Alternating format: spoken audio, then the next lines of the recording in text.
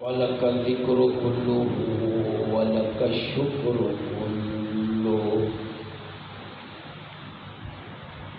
وَعَلَى نَبِيِّكَ الصَّلَاةُ وَالسَّلَامُ كُلُّهُ أَمَّا بَعْدُ فَأَعُوذُ بِاللَّهِ مِنَ الشَّيْطَانِ الرَّجِيمِ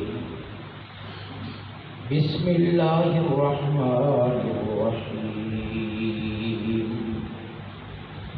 الف لام میم ذلك الكتاب لا ريب فيه هدى للمتقين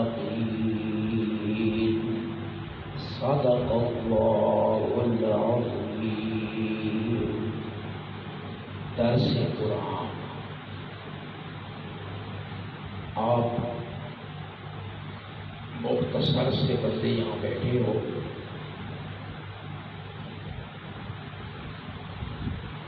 ماحول بھی سادہ سا ہے، لیکن جس کام کے لیے ہم بیٹھے ہیں وہ معمولی نہیں ہے. آمنہ بلال آقا مدنی کریم صلی اللہ علیہ وسلم نے ارشاد فرمایا، جو بندہ قرآن کی ایک آیت کو سیکھ لے، قرآن کریم کی ایک آیت کو سیکھ لینا، ایک روایت میں ہے 3 آیتیں، ایک میں ہے ایک آیت. قرآن کریم کی ایک آیت کو سیکھ لینا دنیا وما فیہا کو حاصل کر لینے سے زیادہ بہتر ہے. بات تو میں نے اردو میں کی، لیکن اس کا بھی ترجمہ کرنا پڑے گا. دنیا وما فیہا کا کیا مطلب ہے؟ یعنی یہ پوری دنیا حاصل کر لے، جو کچھ اس دنیا میں ہے وہ سارا حاصل کر لے. حالے بھی تھوڑی سمجھ نہیں آئی. اس وقت پوری ورلڈ میں جتنا سونا ہے، 2 بھائی گھر سے نکلے، ایک یہاں آیا،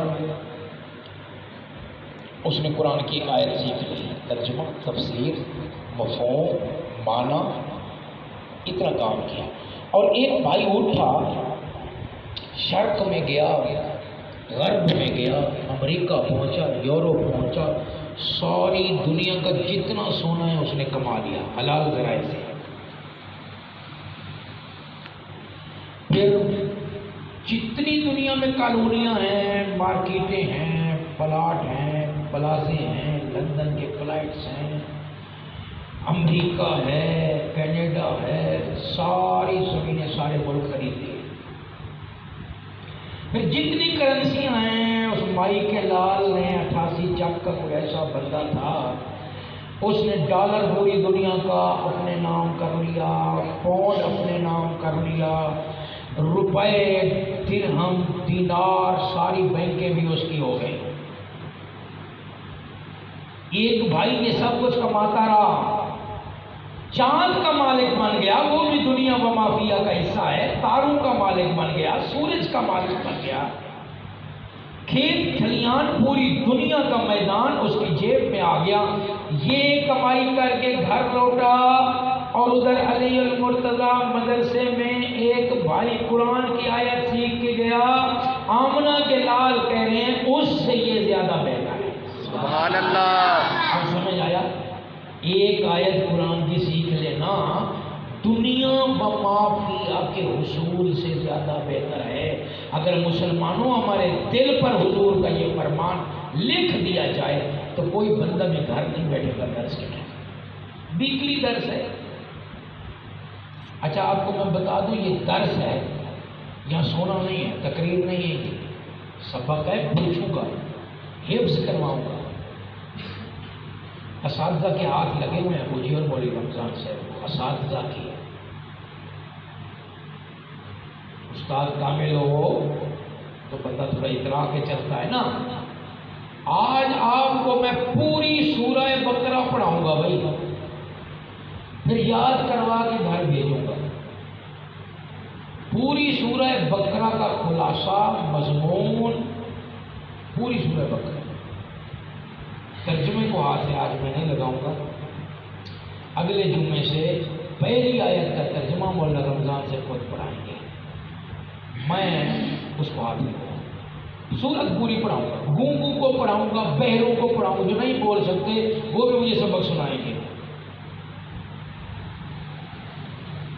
قرآن کی کوئی سورت شروع کرنی ہو تو چند چیزیں جاننا ضروری ہے۔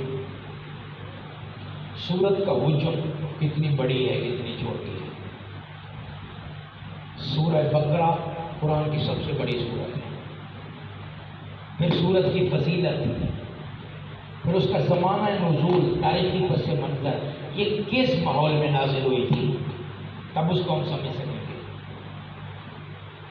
تاریخی پس منظر اور زمانہ نزول، پھر اس پوری سورت کا خلاصہ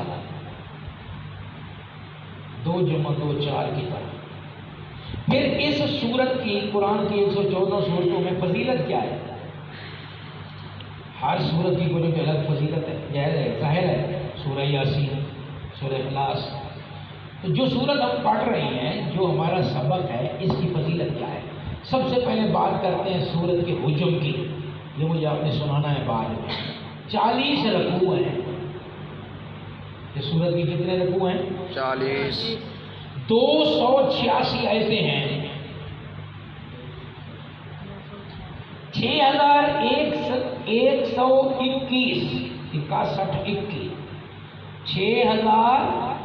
6121 الفاظ ہیں، 25500 حروف ہیں۔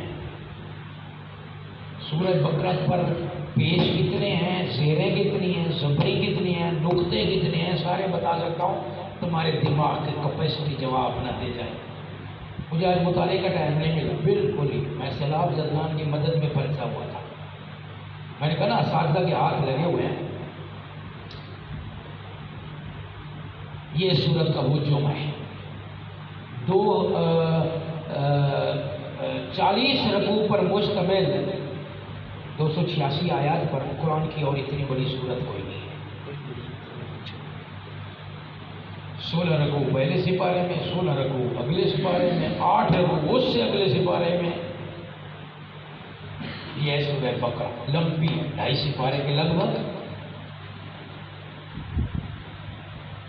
آپ کو حجم یاد ہو گیا، صرف تسی 2 گلاں یاد کرنی ہیں، رکوع کنے نے، بڑا سبق لینا ہے، باقی صرف سواد لینے واسطے مزہ ٹیسٹ، حروف اتنے ہیں، لفظ اتنے ہیں، وہ آپ نے یاد نہیں کرنے۔ رکوع کتنے ہیں؟ 40۔ آیتیں کتنی ہیں؟ ماشاءاللہ 286۔ اللہ قبول فرمائے۔ اس سورت کی فضیلت، سورہ بقرہ قرآن کریم کی افضل ترین صورتوں میں سے ایک ہے۔ بخاری شریف میں حضرت ابو مسعود رضی اللہ تعالیٰ عنہ کی حدیث موجود ہے، رسول اللہ صلی اللہ علیہ وسلم نے فرمایا، جس بندے نے اس سورت کی آخری 2 آیتیں تلاوت کر لی اور سو گیا، آخری 2 آیتیں پڑھ لی اور سو گیا، اس بندے کو ہر آفت سے بچانے کے لیے یہ 2 آیتیں کافی ہیں۔ یہ 2 آیتیں 2 فرشتوں کی شکل میں پہرا دیتی ہیں۔ آخری 2 آیتیں معمول بنانا، اس کو زندگی کا معمول بنا لو۔ آپ 10-15 دن ناظرے پڑھ لینا اور اس کے بعد آپ کو حفظ ہونا شروع ہو جائے۔ یہ تو جزوی فضیلت ہے آخری 2 آیتوں کی۔ حضرت ابو ہریرہ ترمذی شریف میں حدیث ہے، رضی اللہ تعالیٰ عنہ فرماتے ہیں، رسول اللہ صلی اللہ علیہ وسلم نے ارشاد فرمایا، اپنے گھروں کو شیطان کا مرکز نہ بناؤ، ویران نہ کرو، قبرستان نہ بناؤ۔ مختلف الفاظ ہیں، اپنے گھروں کو قبرستان نہ بناؤ۔ یا رسول اللہ تو پھر کیا کریں؟ آپ صلی اللہ علیہ وسلم نے فرمایا، اپنے گھروں میں سورہ بقرہ پڑھا کرو۔ جہاں سورہ بقرہ پڑھی جاتی ہے وہاں شیطان بھاگ جاتا ہے۔ کہتے ہیں نا دکان میں برکت نہیں، سورہ بقرہ پڑھو، اصل میں شیطان کو بھگانا مقصود ہوتا ہے۔ 40 दिन सूरह बकरा की रिकॉर्डिंग लगा दो, खुद पढ़ा करो। रिकॉर्डिंग भी अच्छी चीज़ है, आज के दौर की सहूलत है। नहीं आप कर सकते, सारे घर वाले जाग गए ना, तो रिकॉर्डिंग भी लगा दो। वो नाश्ता, खातून खाना नाश्ता बनाती रहें और बच्चे सुनते रहें, सारे घर की फिजाओं से, दीवारों से तिलावत की आवाज़ तो टकराती रहेगी ना। और फरमाया सूरह बकरा को पढ़ो, इसका पढ़ना बरकत है, इसका छोड़ना हसरत है। और फरमाया ये सिनामुल कुरान है, कुरान की कुहान। ऊंट सजता है कुहान के साथ, सजावट है, ऊंट की बुलंदी है कुहान। तो सूरह बकरा क्या है? कुरान की क्या है? कुहान। 4 हदीसें सुना गया हूं, सिर्फ 2 याद करनी है, आखिरी 2 आयतों वाली, और इसको घर में पढ़ो, शैतान भागता है। सुनाओ हदीस नंबर 1। हर आफत से हिफाजत के लिए काफी। और सूरह बकरा पढ़ा करो, घर को कब्रिस्तान न बनाओ, इससे शैतान क्या होता है? भाग जाता है। आयतें कितनी? वो कितने? 40। फजीलत की 2 हदीसें भी याद हैं। अच्छा, 2 उन्वान खत्म हो गए। फज़ाइल सूरह बकरा हो गई, सूरह बकरा की हुजम वज़न हो गया। अब तीसरी चीज़ की तरफ आते हैं, ये सूरह मुबारक कब नाज़िल हुई? कुरान में आपको मौलवी साहब ने ये बात समझाई होगी कि जो सूरतें हिजरत से पहले नाज़िल हुई उनको मक्की सूरतें कहते हैं, जो हिजरत के बाद नाज़िल हुई उनको क्या कहते हैं? मदनी। लोग गलत तारीफ करते हैं, जो मक्के में नाज़िल हुई वो मक्की हैं, जो मदीने में नाज़िल हुई वो मदनी हैं, जो तबूक में नाज़िल हुई वो तबूकी होंगी फिर। अच्छा, जो हुजूर सल्लल्लाहु अलैहि वसल्लम हिजरत कर गए, मदीना तशरीफ़ ले गए और वहाँ रहते हुए दोबारा हज करने आए, वहाँ नाज़िल हुई, उनका नाम फिर मक्की हो जाएगा। आप मक्के में दोबारा आए, जब वहाँ नाज़िल हुई वो मदनी कहलाएंगी बाबा। तो सही डेफिनेशन क्या है मक्की और मदनी की? सही तारीफ क्या है? बाद अज हिजरत जो कुरान नाज़िल हुआ वो क्या है? मदनी। कबल अज हिजरत जो कुरान नाज़िल हुआ वो कुरान क्या है? मक्की। तो सूरह बकरा मदनी है। सूरह बकरा क्या है? मदनी है। इसकी तारीखी हैसियत भी बयान हो गई। मदीना हिजरत के बाद जो सबसे पहली सूरतें नाज़िल हुई हैं, फिर मदनी सूरतों का ज़माना भी 13 साल है, 10 साल है। उन 10 सालों में जो पहले और दूसरे साल नाज़िल हुई उनमें एक सूरह बकरा भी है। ज़माना नुज़ूल के एतबार से सूरत क्या है जी? मदनी।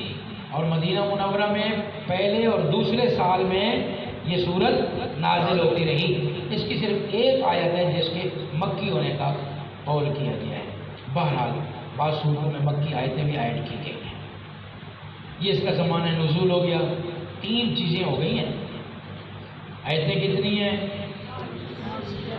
240। फजीलत, मेरी उंगली देखो, पहली हदीस, आखिरी 2 आयतें, शैतान भाग जाता है। और दूसरी काम भगाने के लिए घर में सूरत बकरा। अच्छा, ज़माना नुज़ूल कौन सा है? ये सूरत मक्की है कि मदनी?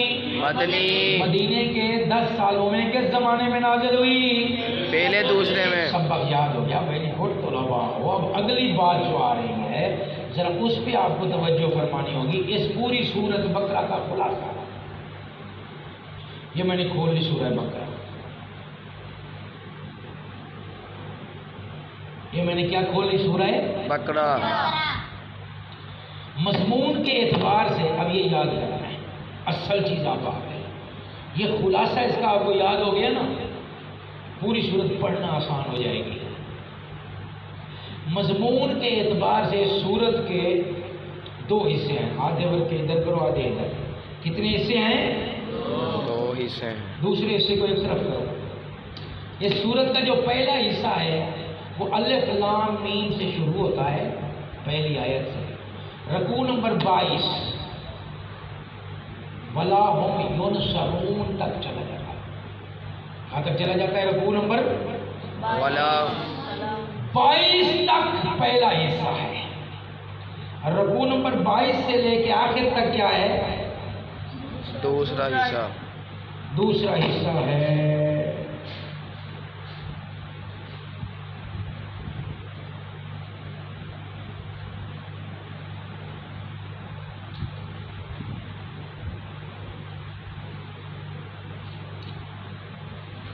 دوسرے حصے کو بعد میں پڑھیں گے، پہلے 22 رکوع میری طرف توجہ کر لو، پہلے 22 رکوع کو پڑھ لیتے ہیں۔ پہلے 22 رکوع میں دو چیزیں بیان ہوئی ہیں۔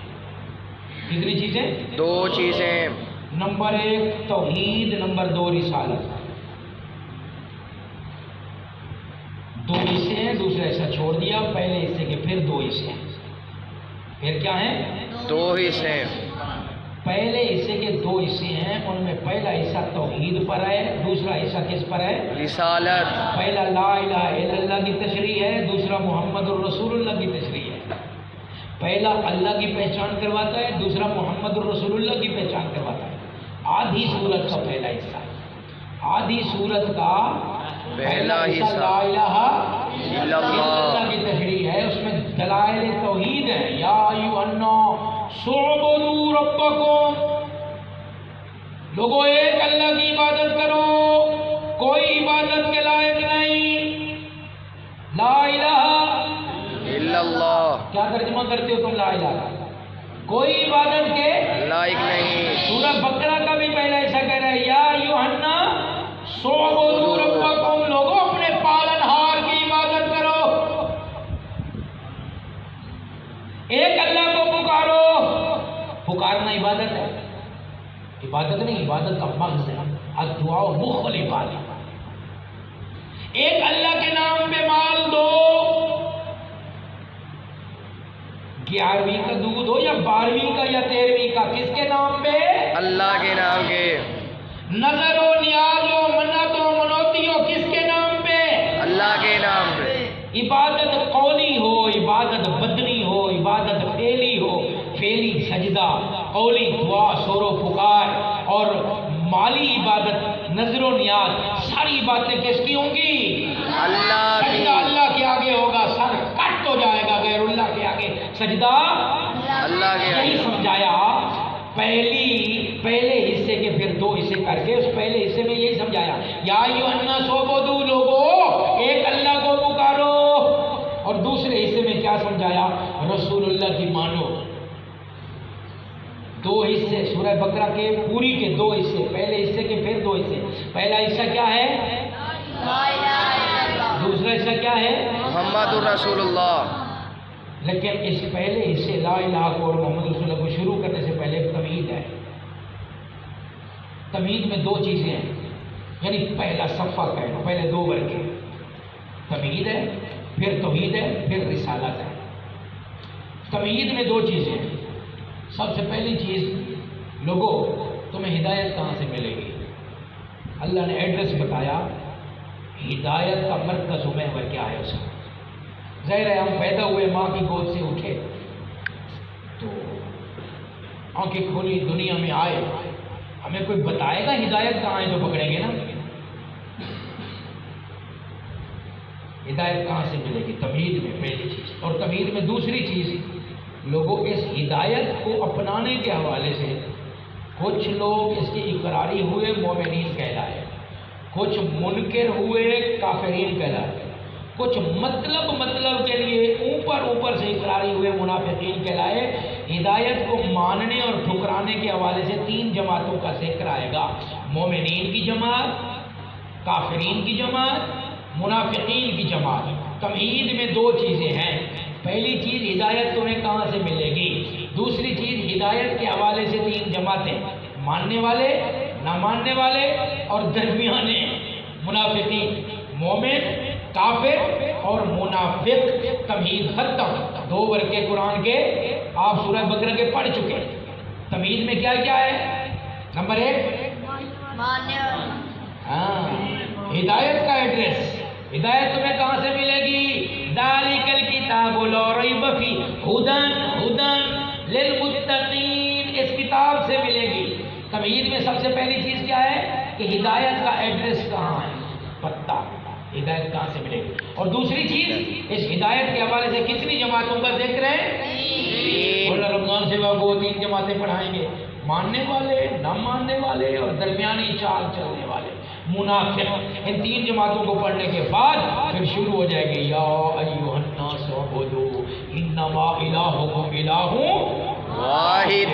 توحید. اور اس کے بعد آگے رسالت شروع ہو جائے گی، قبلہ کی تبدیلی کے مسائل، رسالت پر شبہات اور اس کی جوابات.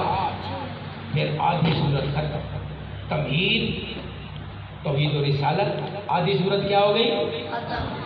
اگلی آدھی صورت میں اللہ پاک نے انتظامی امور بیان کیے.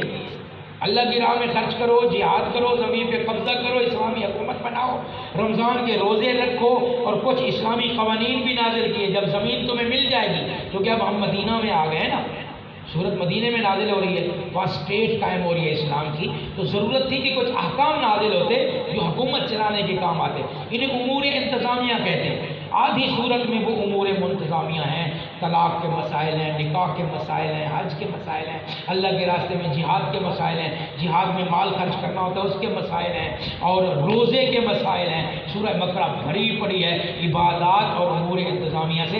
اگلی آدھی صورت، تو صورت بقرہ ہوئی 2 حصوں میں تقسیم. بولو کتنے میں؟ 2 حصوں میں تقسیم. اب آخر سے اس طرف پڑھتے جاتے ہیں. آخری آدھی صورت کس پر ہے؟ رکوع نمبر 22 سے آخر تک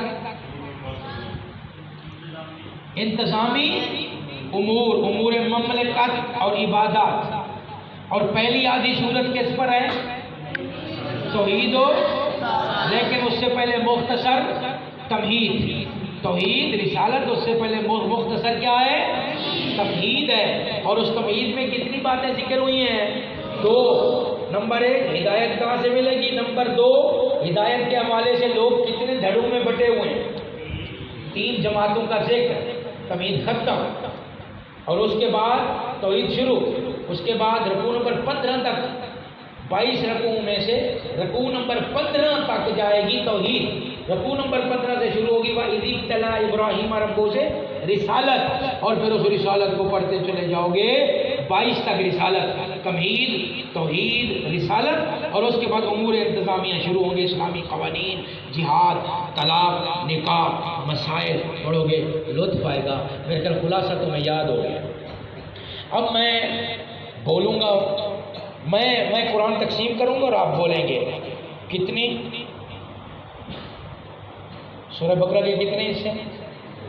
2 حصے کر دیے میں. سب سے پہلا حصہ، پھر اس کے کتنے حصے ہیں؟ 2 حصے. پہلے میں کیا ہے؟ دوسرے میں کیا ہے؟ توحید سے پہلے 2 ورقوں میں کیا ہے؟ تمہید کے پہلے ورقے میں کیا ہے؟ ہدایت کہاں سے ملے گی؟ اور دوسرے ورقے میں کیا ہے؟ ہدایت کے حوالے سے 3 جماعتوں کا تذکرہ. ہدایت کے حوالے سے 3 جماعتوں کا پکا کرو. اس تمہید کو میں تمہیں گونگے بنا کر کے یہ صورت یاد کرو آگے جاؤں گا. گونگے نہ تم بولو نہ ہم بولے. قرآن ہے، چاسا نہیں چاہیے. اچھا، 2 حصوں میں سے پہلے حصے میں توحید و رسالت، اس سے پہلے تمہید. تمہید کو پکا کرو. تمہید میں کتنی چیزیں ہیں؟ پہلی چیز، پہلا ورقہ پلٹوں گا بولنا تم نے. پہلے ورقے میں ہدایت کا ایڈریس، دوسرے میں 3 جماعتوں کا ذکر، ہدایت کے حوالے سے 3 جماعتوں کا. رکوع 15 تک، 22 تک، 22 سے آخر تک امور انتظامیہ. امور اب استاد خاموش ہوگا، طلباء بولیں گے، آپ سب بولیں گے، آپ سب بولیں. میں گونگا ہوں، استاد کی زبان ہی کوئی نہیں ہے، اور پورے قرآن کی سورت یاد کروا رہا ہے آپ کو. بولو یہ میں نے کیا، یہ سورہ بقرہ ہے پوری. بابا میں نے آدھی کر دی. پوچھوں گا اس میں کیا ہے، اس میں کیا ہے؟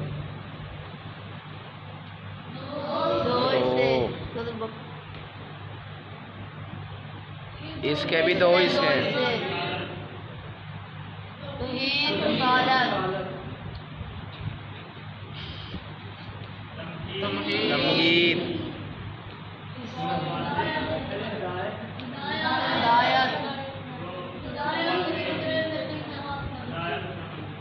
3 جماعتوں سے. اس کے بعد توحید، رسالت، انتظامیہ، عبادات و مسائل. اللہ جی چپ کر کے میں نے نہیں بولا، آپ نے پوری سورت سنا. میں نے کہا میں خلاصہ حفظ کروا کے جاؤں گا. ہو گیا نا یاد سب کو؟ آؤ اب سارے سبق کو پھیرا دے دیں. میں مہینے خوشخبری سنا دیا تمہوں. کوشش کروں گا ہر مہینے ایک درس دینا. ترجمہ مولانا پڑھائیں گے، خلاصہ میں درس دیا کروں گا ہر سورت.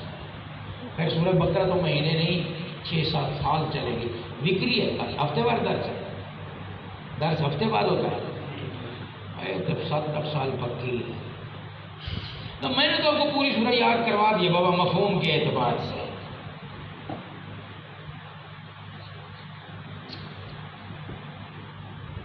اس صورت میں ایک آیت ہے جس کا ذکر کرنا میں فضیلت کے باب میں بھول گیا ہوں. پہلے میں نے بیان کیا حجم، پھر دوسرے نمبر پہ کیا بیان کیا؟ فضیلت. فضیلت میں نے 2 حدیثیں سنا دی. آخری 2 آیتوں کی بات کر دی، جنرلی پوری صورت کی بھی بات کر دی کہ شیطان بھاگ جاتا ہے. آیت الکرسی کی بات نہیں کر سکوں یار.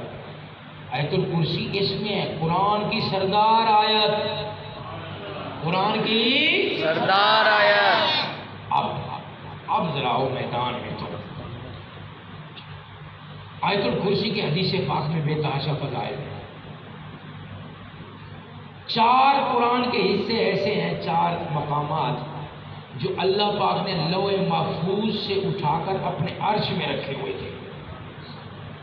جب فرشتے قرآن لینے آتے تو لوح محفوظ سے ان کو ملتا. یہ لو جی سورہ نور وہاں سے اتار لو، اب جی سورہ ابراہیم وہاں سے اتار لو، اب جی سورہ آل عمران وہاں سے اتار لو. 4 حصے اللہ پاک نے اپنے عرش کے خاص خزانے میں رکھے ہوئے تھے. فرشتے کو کہا ادھر نہ جا، ادھر آ.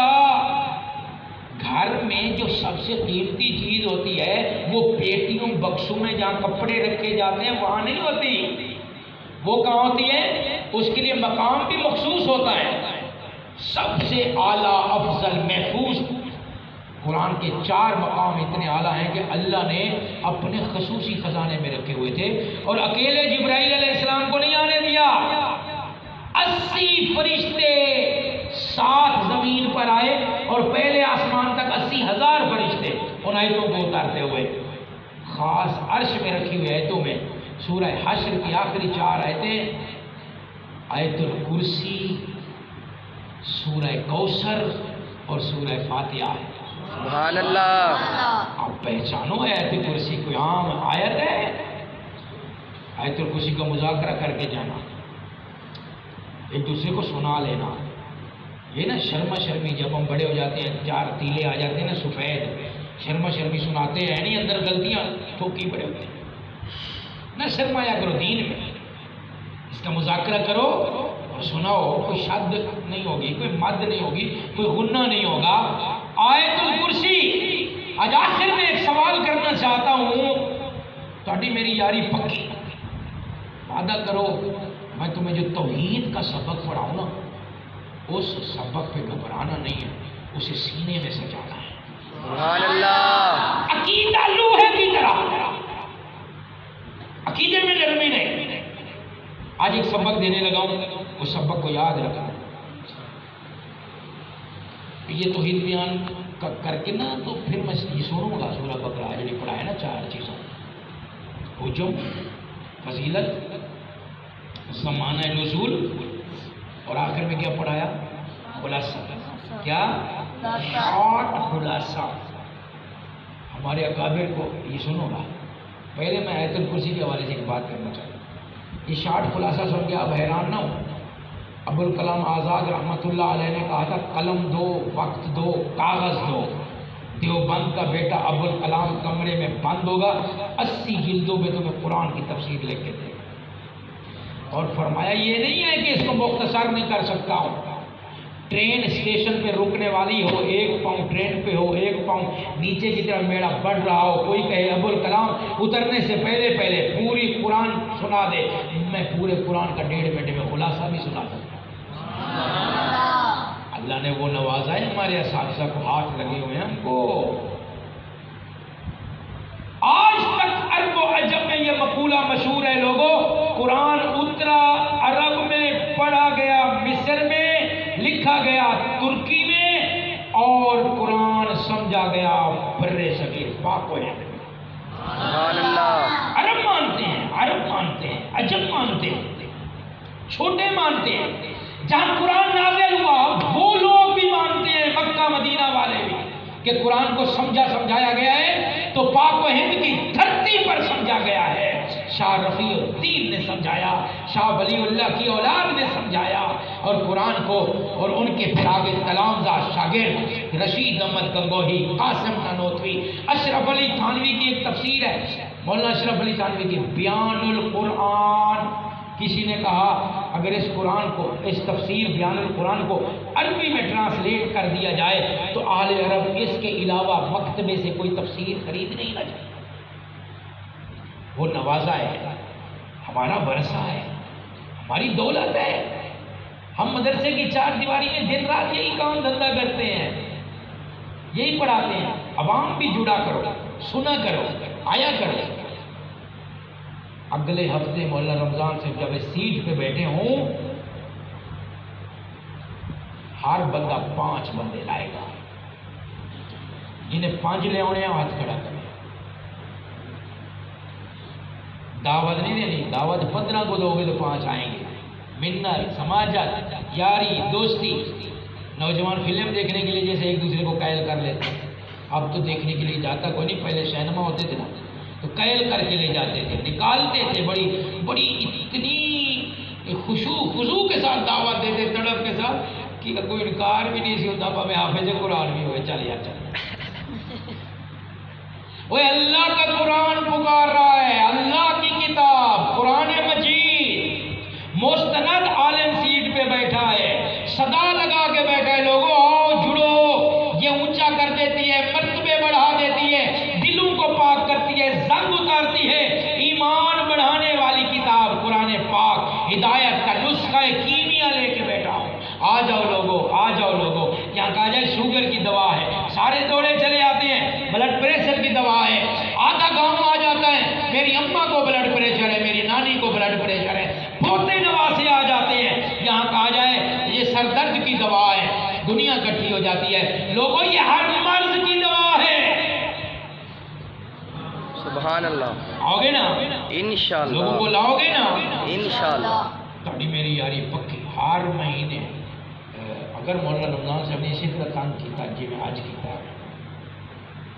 ہمارا سیلاب کے ریلیف کیمپس چل رہے ہیں پورے شہر میں، روزانہ گاڑیاں جاتی ہیں، 100 ٹینشنیں، مسائل، پورا علاقہ ہمارا ڈوب گیا. انسانیت امتحان میں ہے، اور سارے کون میں وہ نہیں آنا ہے، پہلا درس آنا ہے. میں حاضر ہو گیا اور میں خوش قسمت ہوں، اللہ نے آپ کی مجھے زیارت کر دی. مختصر ہے، ماحول سادہ ہے، مگر قرآن کا ہے. اس سے بڑی مجلس محفل کوئی نہیں ہو سکتی. سبحان اللہ. آیت الکرسی پورے قرآن سے افضل آیت، بچپن سے سن کر چل کر آج تک سنتے آئے ہو. ٹھیک ہے نا؟ کوئی اختلاف کر سکتا ہے؟ دوسرے بھائی بھی آئے ہیں ہمارے، وہ مسجد والے، وہ مسجد والے، وہ مسجد، سارے اہل حدیث کے اوپر بریلوی، سب کا متفقہ مسئلہ ہے نا کہ آیت الکرسی پورے قرآن کی افضل ترین کیا ہے؟ کیوں افضل ہے؟ سورہ یاسین پورے قرآن کی افضل سورت ہے، کیوں افضل ہے؟ سورہ اخلاص 3 بار پڑھو پورے قرآن کا ثواب، کیوں افضل ہے؟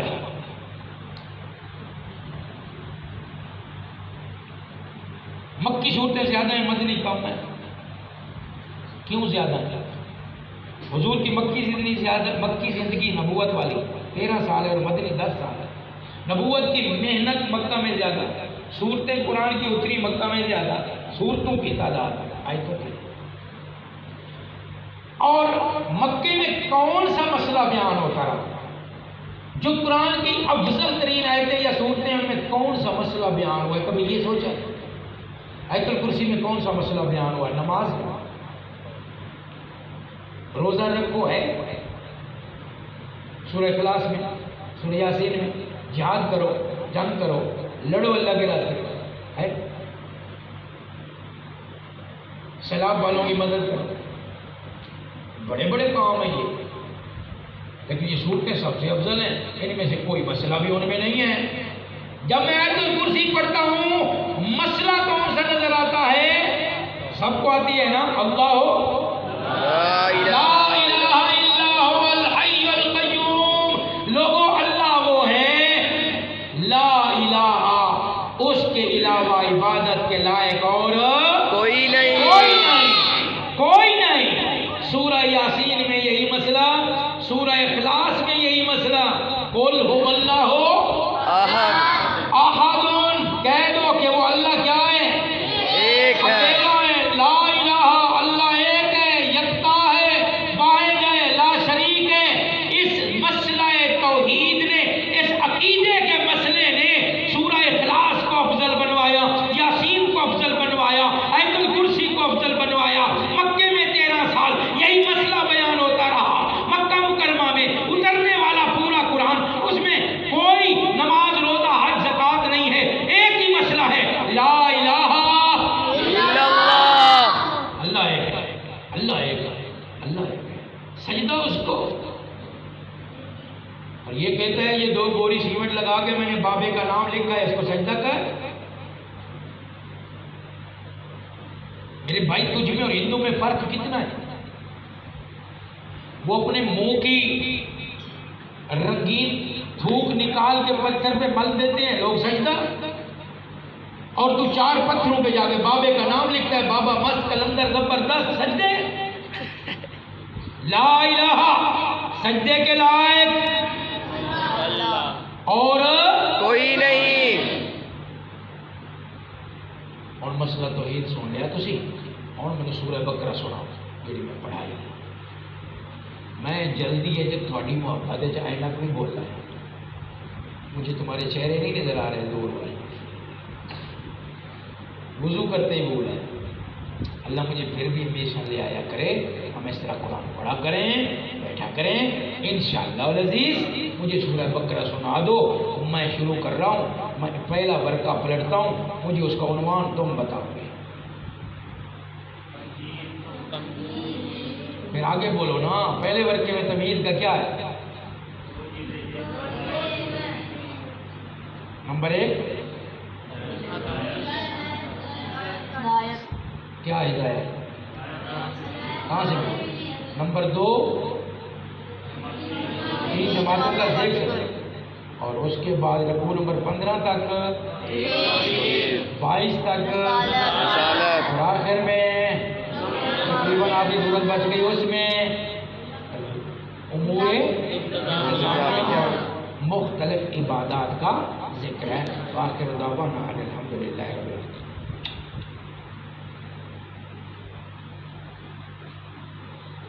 الحمدللہ رب العالمین الرحمن الرحیم مالک یوم الدین والصلاة والسلام علی سید الرسل وخاتم النبیین ربنا آتنا فی الدنیا حسنۃ وفی الآخرۃ حسنۃ وقنا عذاب النار اللہم انت السلام ومنک السلام تبارک یا ذا الجلال والاکرام اللہم اعز الاسلام والمسلمین اللہم احفظ المسلمین فی بلادنا من الآفات السماویہ۔ یا اللہ ہم استغفار کرتے ہیں جو عذاب سیلاب کا آیا اس سے امت کو محفوظ فرما۔ اللہ ہمارے گناہ ہیں، اللہ دود رحیم ہے، رحمان ہے، غفور ہے، غفار ہے۔ اللہ اگر عیب دار ہیں تو ہم گناہ گار ہیں تو ہم، اللہ مراد دل گناہ کر تیری ناراضگی کا دریا بنا، اٹھا لے یہ ناراضگی، ملک پاکستان کو سلامتیاں نصیب فرما دے، اجڑے گھر پھر سے بسا دے یا اللہ۔ یا اللہ اس درس قرآن کو شاد و آباد فرما، ہر ہفتے دوستوں کو محنت کرنے، ساتھی کو جوڑنے کی توفیق دے۔ یا اللہ اس مدرسے کو دن دگنی رات چگنی ترقیات نصیب فرما، اس میں مقیم پڑھنے والے طلباء، پڑھانے والے اساتذہ، منتظمین سب کو یا اللہ ڈھیروں ڈھیروں جزائے خیر عطا فرما۔ صلی اللہ تعالیٰ علیہ وسلم۔